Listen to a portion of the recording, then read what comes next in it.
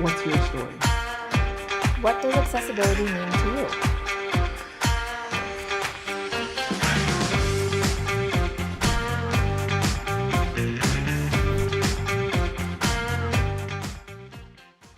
Hello, and welcome to another episode of special edition of the Inclusion Revolution Radio collaboration with accessiBe Spotlight Sessions. The Berlin LLC, Inclusion Revolution, and the accessiBe will be highlighting the Special Olympics World Games in Berlin 2023. Guests will include athletes, coaches, volunteers, ambassadors, and technical delegates involved in the games. We believe it's important to showcase all of the amazing work that goes into World Games and how it serves as a catalyst for building a more inclusive world. Thanks, Novi. My name is Josh Basil. I am also your co-host for today's show. I'm a C45 quadriplegic, paralyzed below my shoulders, and a power wheelchair user. I'm the community relations manager at accessiBe and a passionate disability rights advocate and trial attorney, focused on breaking down barriers to access and inclusion for people with disabilities. I'm Novi Craven. I'm your other co-host for today's show. I'm a proud Special Olympics athlete and employee of Special Olympics International. I play bocce, basketball, and about any other sport you can think of.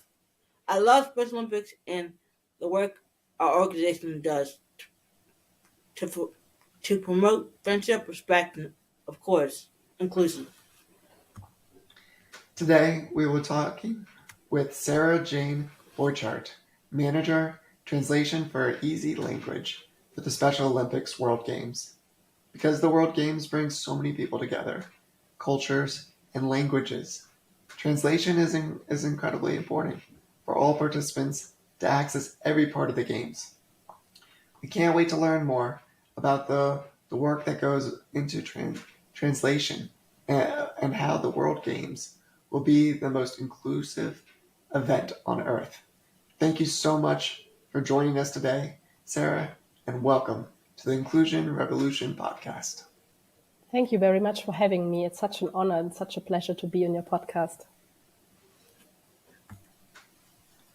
So, Novi, I think you're up with the first question. All right. Can you tell me? Can you tell us a little bit about your background and how you first got involved with Special Olympics? Yes, I have to admit that up until 2 years ago, I didn't know anything about Special Olympics. At that time, I was working at the small translation agency for Easy Language.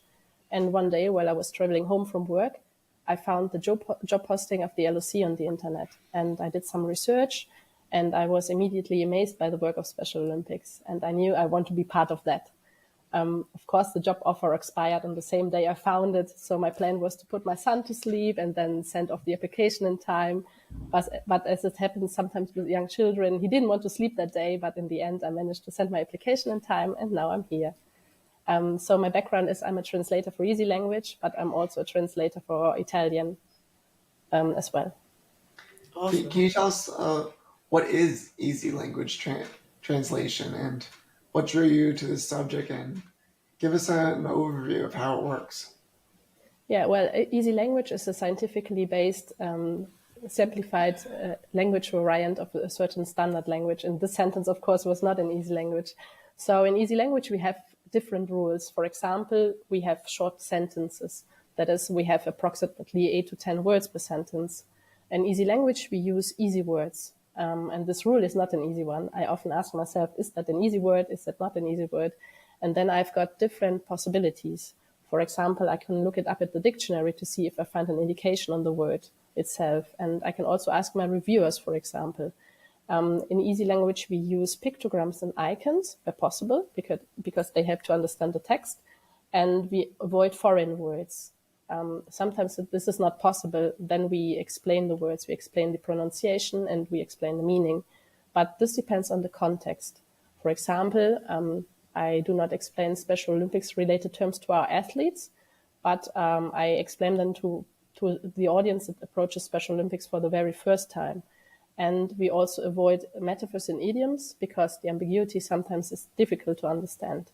And we have also some rules that regard the layout of a text. For example, we have a big font size and we have a big line spacing. That is the distance between the lines, because we think that the text that is easy to read is also easy to understand. And all these rules, well, I was mentioning only a few, but in fact, we have some more rules, make of a text that is easy to understand. And this text then is reviewed by by people from the target group. And if they can understand every word of the text, then the text is finished and we can use it. If they do not understand every word, if there are still difficult words or sentences, then we try to change these words. I say try because I often get the feedback that names are difficult, but of course we cannot change names. So maybe we explain the meaning of a name, or we write the pronunciation, how to pronounce a name, but of course we cannot change names. And yeah, these are the basic rules of easy language. Actually, I first got into contact with easy language in 2009 while I was living in Italy, because I was working at the sports ground for people with disability and without disability. And I was responsible for a small journal written in Italian language. And together with my employer, we developed some sort of easy Italian without knowing that the concept of easy language already existed. And yeah, that was my first contact with easy language back in Germany. Then I completed a course on easy language and started working at a small translation agency.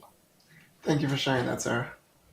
I like that. I like that. I like how you broke that down because definitely a lot of people are like, "What is easy language?" And when you say easy language, people are like, "Okay, it's an easy language. English is a easy language." But different types of languages that people don't understand is a good way for people to understand it when you break it down and explain what it is. So that I liked how you explained that.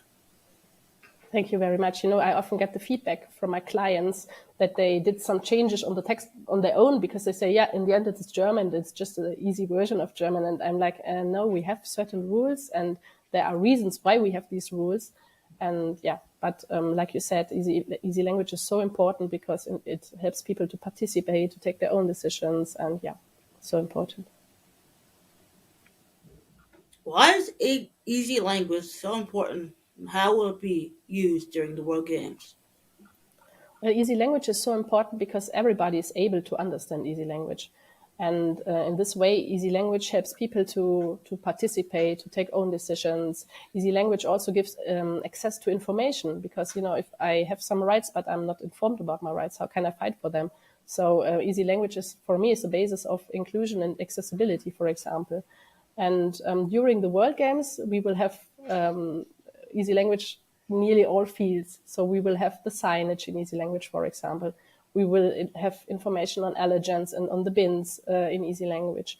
We will have an athlete's handbook with important information, and we are going to have this handbook in all 7 Special Olympics languages, but in some sort of easy language variant.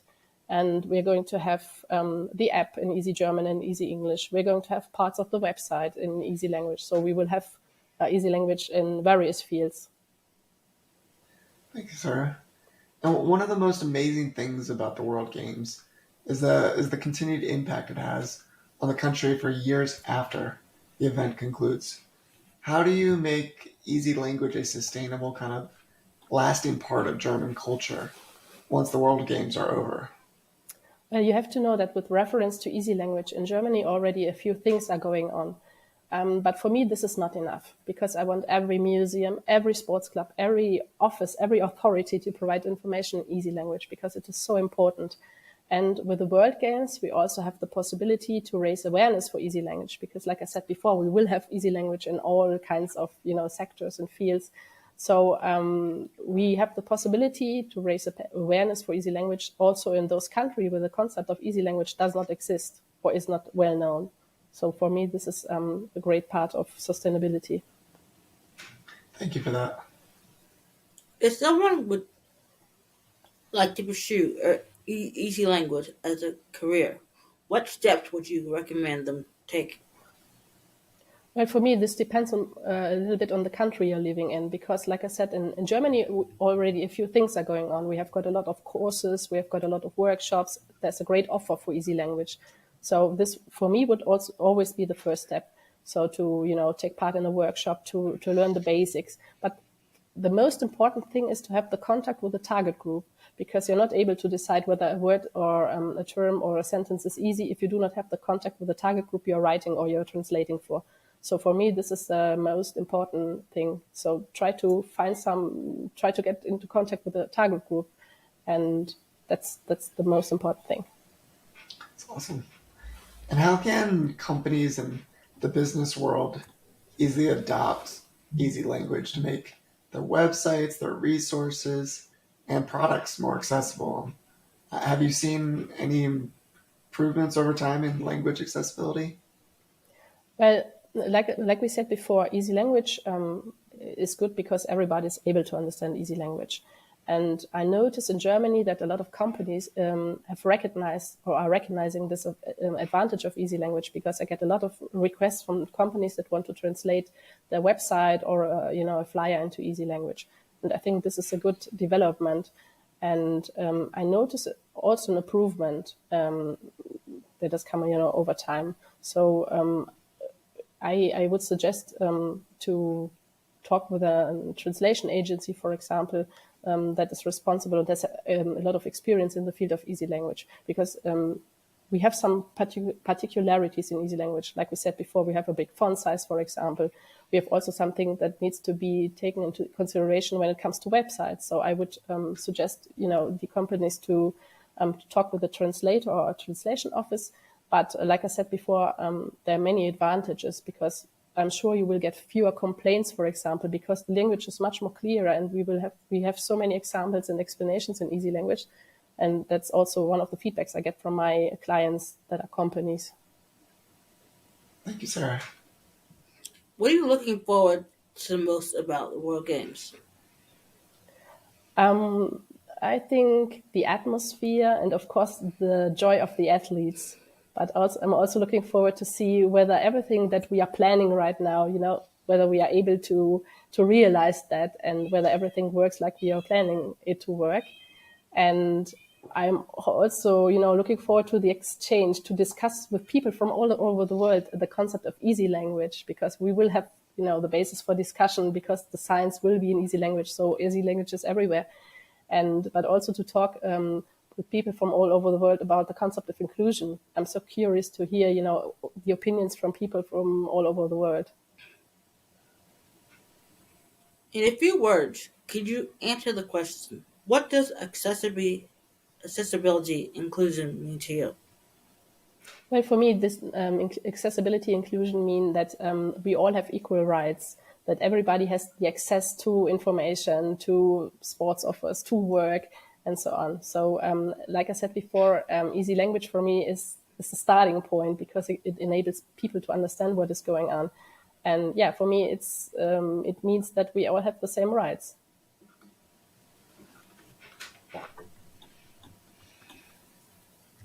Thank you, Sarah, for joining today's episode of Revolution Radio podcast and Spotlight Session collaboration. I think what we learned today is that the word, even in the most simple form, matters so much.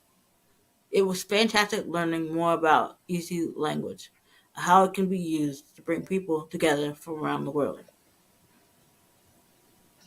You can learn more about accessiBe, the Inclusion Revolution Radio, and Special Olympics by subscribing on YouTube and following us on Instagram, Facebook, and LinkedIn. Thank you all, and we are looking forward to our next episode. Everyone have a great day, and thank you for being with us to the end of the show today.